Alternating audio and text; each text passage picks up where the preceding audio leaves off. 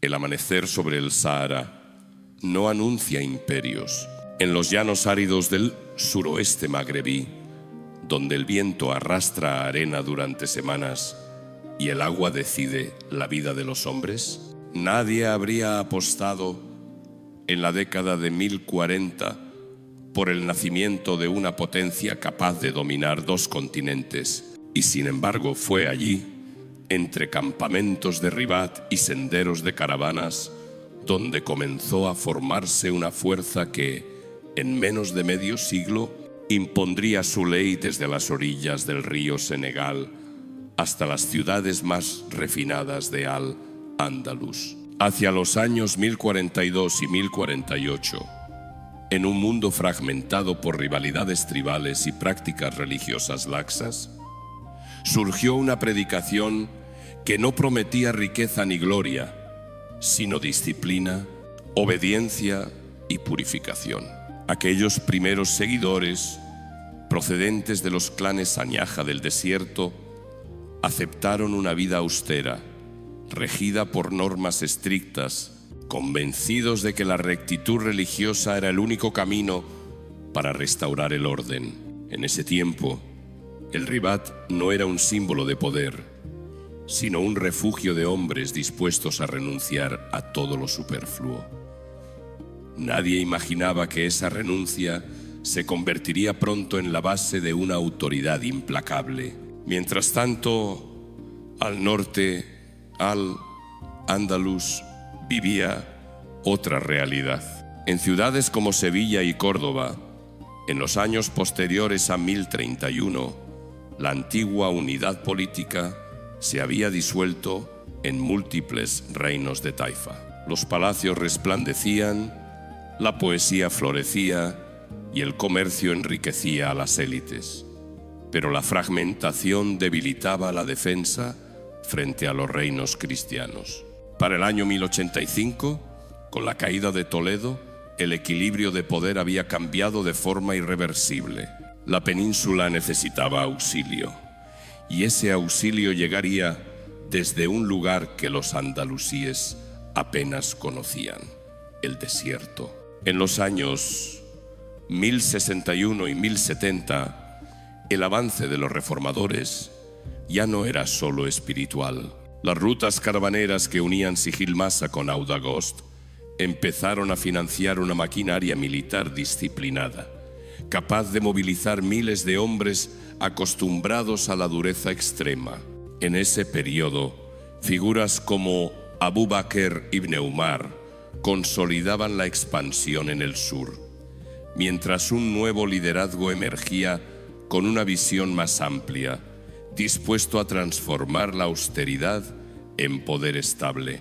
La fundación de Marrakech en el año 1070 no fue un gesto simbólico, sino una decisión estratégica: crear una capital desde cero, lejos de las viejas élites, capaz de gobernar un territorio que crecía año tras año. El punto de inflexión llegó en el año 1086, cuando los ejércitos del desierto cruzaron el estrecho y se enfrentaron a las fuerzas cristianas en las cercanías de Badajoz. Aquella victoria, lograda con tácticas sobrias y una férrea disciplina, no solo detuvo el avance enemigo, alteró para siempre la política de la península. En el transcurso de pocos años, los antiguos reyes de Taifa serían depuestos uno a uno, y Al-Ándalus quedaría integrado en un sistema de gobierno que priorizaba la ortodoxia y el control central. Lo que había comenzado como una reforma religiosa se había convertido, en menos de 2 décadas, en un imperio que administraba ciudades, ejércitos y rutas comerciales de miles de kilómetros. Pero el triunfo llevaba en sí mismo la semilla del conflicto. Gobernar Marrakech no era lo mismo que imponer normas en Sevilla. La rigidez que había forjado la cohesión inicial empezaba a chocar con una sociedad urbana compleja, acostumbrada a la diversidad cultural y al debate intelectual. A comienzos del siglo XII, con un territorio que se extendía por más de 3.000 kilómetros de norte a sur. La pregunta ya no era cómo habían llegado tan lejos, sino cuánto tiempo podría sostenerse un poder nacido de la austeridad absoluta, cuando se veía rodeado de riqueza, oposición y nuevas formas de disidencia religiosa. La historia de los almorávides comienza, por tanto, no con coronas ni linajes antiguos, sino con hombres anónimos que creyeron que la fe podía ordenar el mundo. Y es precisamente esa convicción, llevada hasta sus últimas consecuencias, la que explica tanto su ascenso fulgurante como la fragilidad que poco a poco empezó a resquebrajar su dominio. Antes de que existiera una capital, antes incluso de que el nombre de los almorávides fuera conocido más allá del desierto, su mundo se definía por una realidad elemental: la escasez. En el Sáhara Occidental del siglo XI, entre Sijilmasa y las rutas que descendían hacia Audagost, la vida no admitía ambigüedades. El agua marcaba la jerarquía. El desplazamiento era una necesidad constante y la cohesión del grupo significaba la diferencia entre la supervivencia y la desaparición. En ese entorno, los clanes Sañaja no construyeron palacios ni genealogías gloriosas, construyeron disciplina. Hacia los años 1035 y 1040, las confederaciones Sañaja controlaban extensos tramos del comercio transsahariano. Las caravanas, formadas por cientos de hombres y animales, recorrían durante semanas un territorio que superaba los 3.000 kilómetros entre los centros de extracción de oro del sur y los mercados del norte. No existía una autoridad central permanente, pero sí un código compartido, una red de lealtades que se activaba cuando el peligro lo exigía. Este sistema, eficaz pero frágil, dependía de un equilibrio constante entre autonomía tribal y obediencia colectiva. Ese equilibrio comenzó a romperse cuando la religión dejó de ser solo un marco espiritual y pasó a ser un instrumento de orden social. En torno al año 1042 surgió una predicación que denunciaba la laxitud doctrinal y la fragmentación moral de las comunidades del desierto. No era una reforma amable, exigía renuncia, uniformidad y una sumisión absoluta a una interpretación estricta del Islam suní maliki. Para muchos Sañaja, aquella propuesta resultó tan dura como familiar. El desierto ya les había enseñado que la supervivencia no tolera desviaciones. El Ribat se convirtió entonces en el corazón de esa transformación. Lejos de las ciudades, en enclaves estratégicos del Sahara, estos centros no funcionaban como simples espacios de retiro, eran lugares de reeducación total. Allí, la vida cotidiana se regía por horarios inflexibles, ayunos prolongados y un entrenamiento físico que no distinguía entre fe y resistencia corporal. La repetición constante de normas, día tras día, moldeó una mentalidad colectiva en la que la obediencia no era una imposición externa, sino una virtud interiorizada.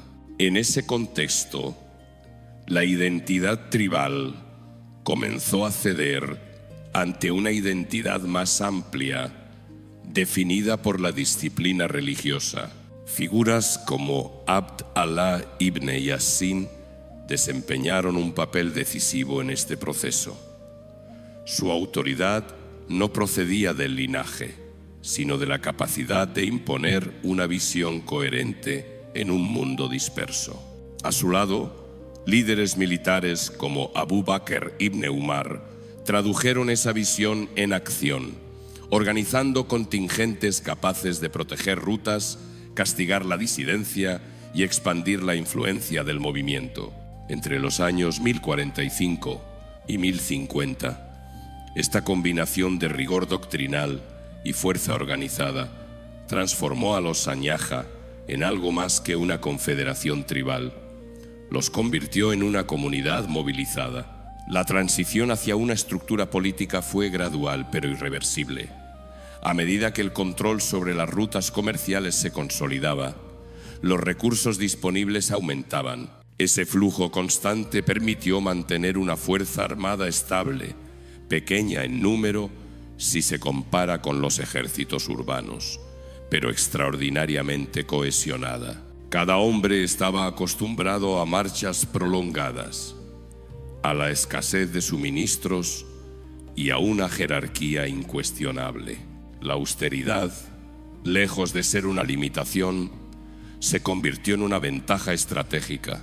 La fundación de Marrakech en el año 1070 simbolizó el punto de no retorno.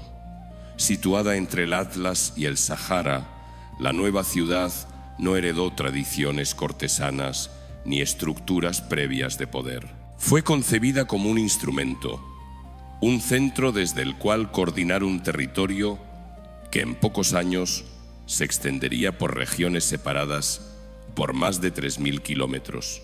Este acto marcó una ruptura definitiva con el pasado nómada. El movimiento que había nacido para reformar comunidades dispersas ahora se preparaba para gobernar espacios urbanos complejos. Al comenzar la década de 1080, los almorávides ya habían dejado atrás la posibilidad de regresar a su forma de vida original. La disciplina que había surgido como respuesta a la dureza del desierto se había institucionalizado y con ello había perdido parte de su flexibilidad inicial. Sin embargo, esa misma rigidez les otorgó una cohesión inédita en el Magreb de la época. Cuando Al-Ándalus, fragmentado y vulnerable, volvió su mirada hacia el sur, encontró no a tribus dispersas, sino a una fuerza organizada, convencida de que su modelo no solo era legítimo, sino necesario. En ese momento, la historia almorávide entró en una nueva fase. Lo que hasta entonces había sido una preparación silenciosa, estaba a punto de proyectarse sobre un escenario mucho más amplio, donde la austeridad del desierto tendría que enfrentarse a la riqueza y la complejidad de las grandes ciudades. El salto desde el desierto hacia el poder imperial no fue un acto impulsivo, sino la culminación de una preparación prolongada. Cuando comenzó la década de 1080, la estructura almorávide ya disponía de una capital funcional en Marrakech y de una red de lealtades que se extendía desde el Atlas hasta las rutas del Sáhara. En ese momento emergió con claridad una figura decisiva, Yusuf ibn Tashfin, cuyo liderazgo transformó la disciplina heredada del Ribat en una estrategia de gobierno capaz de sostener territorios urbanos y ejércitos permanentes. Entre los años 1075 y 1080, Yusuf ibn Tashfin consolidó su autoridad en el Magreb occidental. No se proclamó califa, ni pretendió fundar una legitimidad teológica nueva. Adoptó el título de emir de los musulmanes, una elección que evitaba la confrontación directa con el califato abasí y reforzaba su imagen de gobernante pragmático.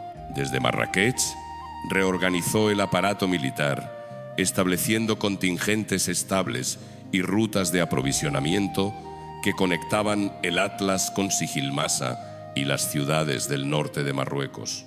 Esta infraestructura permitió mantener campañas prolongadas sin depender del saqueo, un rasgo distintivo frente a otros poderes de la época. El primer gran escenario de expansión fue Al-Ándalus. Tras la caída de Toledo en el año 1085, los reinos de Taifa, debilitados y divididos, solicitaron ayuda al sur. La intervención almorávide no fue inmediata ni altruista. Respondió un cálculo preciso. En el año 1086, Las fuerzas dirigidas por Yusuf ibn Tashfin cruzaron el estrecho y se enfrentaron a las tropas cristianas cerca de Badajoz. La victoria obtenida allí no solo detuvo el avance enemigo, sino que redefinió el equilibrio político de la península. Por primera vez en décadas, una fuerza externa imponía orden sobre un territorio fragmentado. Tras esa campaña, la presencia almorávide en Al-Ándalus dejó de ser provisional. Entre 1088 y 1094, los antiguos gobernantes de Taifa fueron depuestos uno a uno. Ciudades como Sevilla, Córdoba y Granada pasaron a integrarse en una administración centralizada, regida desde Marrakech. Este proceso no se limitó a un cambio de élites. Implicó la imposición de un modelo político basado en la austeridad fiscal, el control religioso y la disciplina administrativa. Para muchos habitantes urbanos, el nuevo orden resultó severo, pero ofrecía una estabilidad que los reinos fragmentados habían sido incapaces de garantizar. La Edad Dorada almorávide se manifestó en varios niveles. En el plano territorial, el dominio se extendió a lo largo de más de 3.000 kilómetros, desde las fronteras del África subsahariana hasta el valle del Guadalquivir.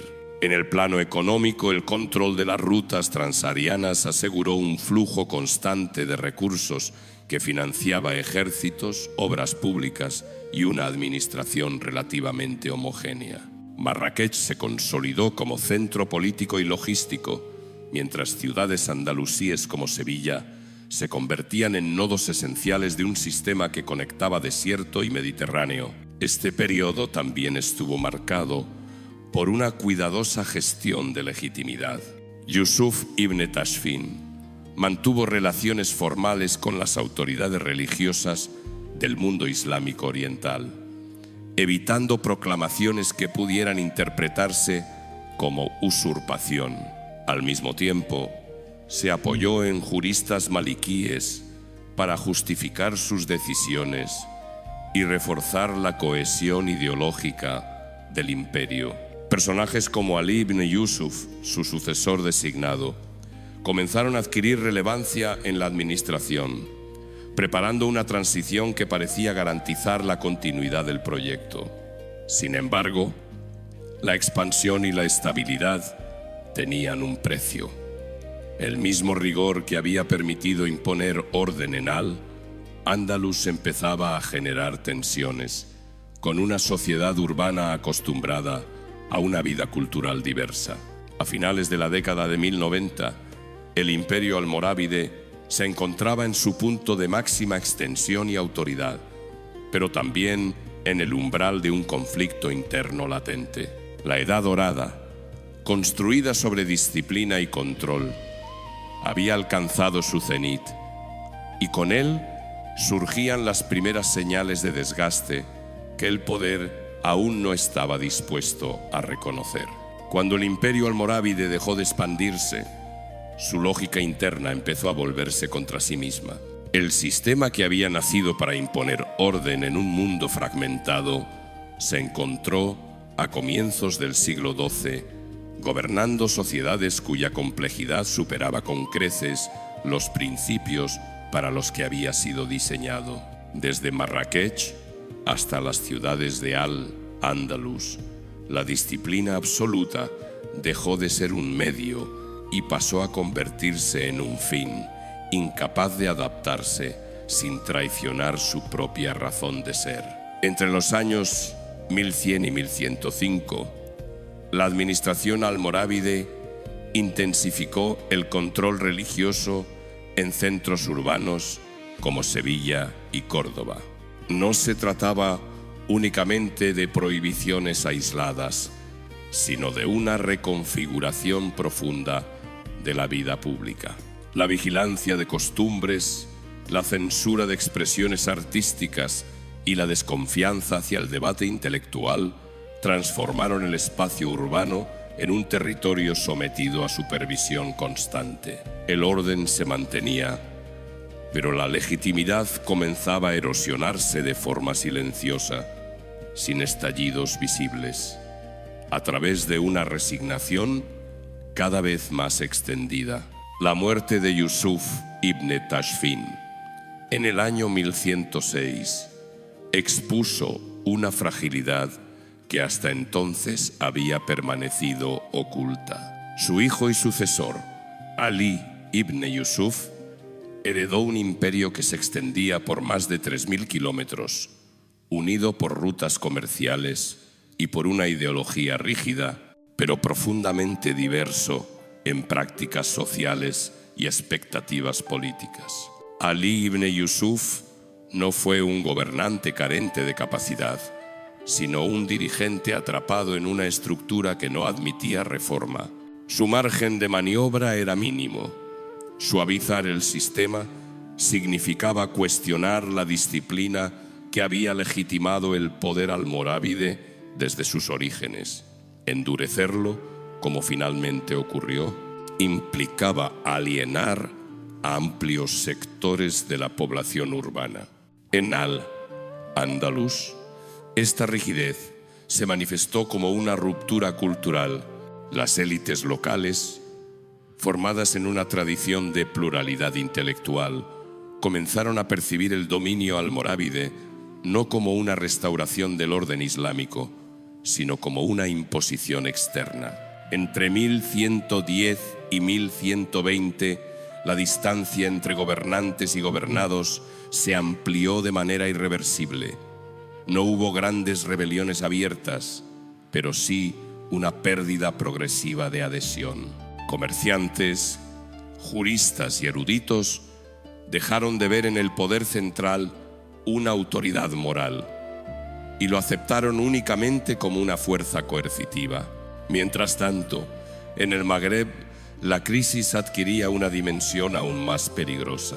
En las montañas del Atlas, hacia los años 1110 y 1115, surgió un movimiento que no atacaba al imperio desde fuera, sino desde su mismo núcleo ideológico. Bajo el liderazgo de Ibn Tumart, esta nueva corriente acusaba a los almorávides de haber convertido la reforma espiritual en una estructura de dominación vacía. El mensaje era devastador.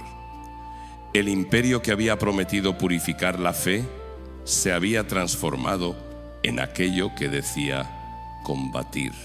Esta crítica no solo debilitó la autoridad religiosa del régimen, sino que ofreció a las poblaciones descontentas un marco moral alternativo. La reacción almorávide fue coherente con su trayectoria. Más disciplina, más control, más coerción. Se organizaron campañas militares en el Atlas, se reforzaron guarniciones y se incrementó la presión fiscal para sostener ejércitos desplegados en frentes separados por miles de kilómetros. Sin embargo, estas medidas aceleraron el desgaste del sistema. El control de las rutas transsaharianas seguía proporcionando recursos, pero ya no bastaba para compensar el coste de una guerra ideológica y territorial simultánea.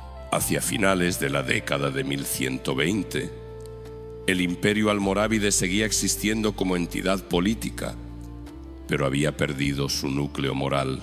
La disciplina, que en el desierto había sido una herramienta de supervivencia, se había convertido en una estructura incapaz de generar consenso. El poder se sostenía cada vez más por la fuerza, mientras su legitimidad se disolvía desde dentro. En ese punto, la historia había alcanzado un umbral irreversible. El imperio aún gobernaba territorios, pero ya no gobernaba conciencias. Este fue el verdadero lado oscuro del dominio almorávide. No la severidad en sí misma, sino la imposibilidad de abandonarla sin destruir las bases del propio régimen. A comienzos del siglo XII avanzado, el imperio no estaba derrotado militarmente, pero había quedado atrapado en una lógica que lo conducía, paso a paso, hacia un desenlace inevitable. El derrumbe del poder almorávide no se produjo de forma súbita. Fue el resultado de una presión acumulada que, una vez superado cierto umbral, se volvió imposible de contener. A comienzos de la década de 1130, el imperio aún mantenía su estructura formal, pero sus resortes internos estaban agotados. La disciplina que había sostenido la cohesión ya no generaba adhesión, y el aparato militar, extendido por territorios separados por más de 3.000 kilómetros, operaba al límite de su capacidad logística. En el Magreb, el movimiento surgido en el Atlas dejó de ser una amenaza ideológica para convertirse en una fuerza militar organizada. Tras la muerte de Ibn Tumart, ocurrida hacia el año 1130, sus seguidores consolidaron una dirección colectiva que transformó la crítica moral en acción política. Desde las montañas, el nuevo poder avanzó de manera gradual pero constante, atrayendo a comunidades que habían perdido la fe en la legitimidad almorávide. Cada ciudad que se sumaba a esta causa no solo reducía el territorio imperial, sino que debilitaba el relato que había sostenido su autoridad. Marrakech, corazón del imperio, comenzó a sentir el peso de esta presión. Entre los años 1135 y 1140, las campañas defensivas absorbieron recursos crecientes. Mantener guarniciones, asegurar rutas de abastecimiento y responder a rebeliones locales exigía un esfuerzo fiscal que agravaba el descontento urbano. El control de las rutas transsaharianas, antaño fuente inagotable de ingresos, ya no bastaba para sostener una guerra prolongada en varios frentes. El sistema financiero, diseñado para la expansión, se mostraba inadecuado para una defensa permanente. En Al-Ándalus, la situación no era menos crítica. Mientras el poder central se debilitaba, los reinos cristianos intensificaron su ofensiva. Ciudades que habían aceptado la autoridad almorávide por necesidad comenzaron a cuestionarla abiertamente.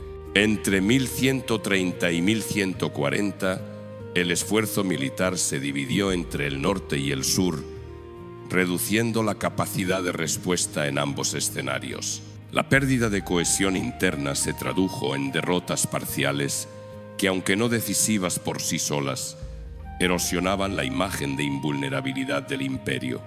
Ali ibn Yusuf, enfrentado a esta doble presión, carecía de alternativas viables.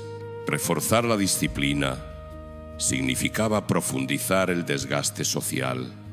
Ceder autonomía suponía socavar los principios fundacionales del régimen. En este contexto, el poder almorávide entró en una espiral de decisiones defensivas que no ofrecían una salida estratégica. Cada medida prolongaba la supervivencia inmediata, pero aceleraba el colapso a medio plazo. El golpe final llegó en el año 1147, cuando Marrakech cayó en manos del nuevo poder surgido del Atlas. La toma de la capital no fue solo una derrota militar, sino un acontecimiento simbólico de enorme peso. La ciudad, que había sido fundada como instrumento de control y cohesión, se convirtió en el escenario del fin de una dinastía. Con su caída, el entramado administrativo y militar que sostenía el imperio se desintegró en cuestión de meses. En los territorios restantes, la autoridad almorávide se evaporó con rapidez. Gobernadores locales abandonaron su lealtad al centro y antiguas estructuras fueron absorbidas por el nuevo régimen o desaparecieron sin dejar rastro. Los miembros de la élite almorávide, privados de apoyo político y militar, se enfrentaron al exilio, la marginación o la eliminación. El poder, que había surgido de la austeridad del desierto, concluía su ciclo sin la grandiosidad de una última batalla decisiva, pero con la contundencia de una pérdida total de legitimidad. La caída del imperio no puede entenderse únicamente como una derrota frente a un adversario más fuerte. Fue, ante todo, el desenlace lógico de un sistema que había agotado su capacidad de adaptación.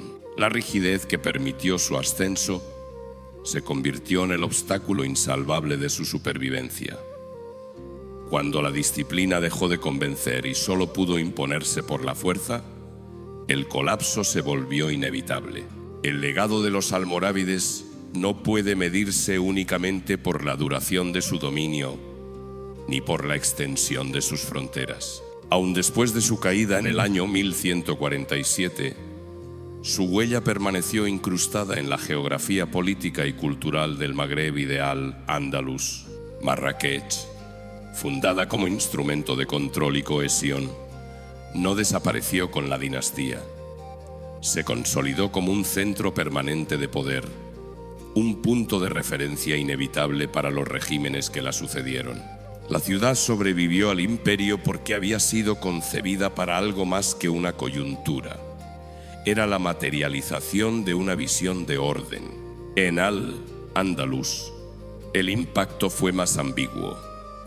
Entre los años 1086 y 1140, los almorávides habían impuesto una unidad política que los reinos de Taifa no habían logrado sostener. Esa unidad, aunque severa, retrasó durante décadas el avance cristiano y reconfiguró el equilibrio peninsular. Incluso tras su caída, muchas de las estructuras administrativas y jurídicas que introdujeron siguieron influyendo en el gobierno de las ciudades, demostrando que su paso no había sido un simple paréntesis. El legado ideológico, sin embargo, es el más complejo. Los almorávides demostraron que una reforma religiosa podía convertirse en una fuerza política capaz de articular un imperio que se extendía por más de 3000 kilómetros. Al mismo tiempo, su experiencia reveló los límites de esa transformación. La disciplina absoluta, eficaz en contextos de escasez y expansión, mostró su fragilidad al enfrentarse a sociedades urbanas diversas y a la necesidad de adaptación. La historia de su ascenso y caída se convirtió así en una advertencia recurrente para los poderes posteriores del Magreb. El movimiento que lo sustituyó heredó tanto sus territorios como sus dilemas. Al apropiarse de la crítica moral que había debilitado a los almorávides, los nuevos gobernantes confirmaron una paradoja fundamental. Los imperios nacidos de la Reforma suelen ser juzgados tarde o temprano. Instamos de la Reforma, del apostar tarde o temprano, por la misma severidad con la que juzgaron a otros. En ese sentido, la experiencia almorávide se transformó en un precedente, un espejo en el que se reflejaron las tensiones entre fe, poder y legitimidad. Mirada desde la distancia, la historia almorávide no es la de una dinastía destinada al fracaso, sino la de un proyecto llevado hasta sus últimas consecuencias. Surgieron del desierto con la convicción de que el orden podía imponerse mediante la disciplina y la coherencia moral. Lograron lo que parecía imposible: unir territorios dispersos, controlar rutas comerciales vitales y gobernar ciudades complejas. Pero al hacerlo, quedaron atrapados en la lógica que los había hecho fuertes. No supieron o no pudieron transformarse sin renunciar a su identidad fundacional. Ese es, en última instancia, su legado más duradero. Los almorávides no solo cambiaron el mapa político de su tiempo, dejaron una lección histórica sobre la naturaleza del poder. Cuando un sistema se define por una sola virtud llevada al extremo, corre el riesgo de convertir esa virtud en su mayor debilidad. Entre el Sahara y Al-Ándalus, entre Marrakech y las ciudades del norte, La historia almorávide sigue recordando que ningún imperio sobrevive sin aprender a revisarse a sí mismo. Si esta historia te ha ayudado a comprender cómo nacen y caen los grandes imperios, suscríbete a Rich Dynasties Documentary. Cada episodio explora el poder, la riqueza y las contradicciones que han dado forma a la historia.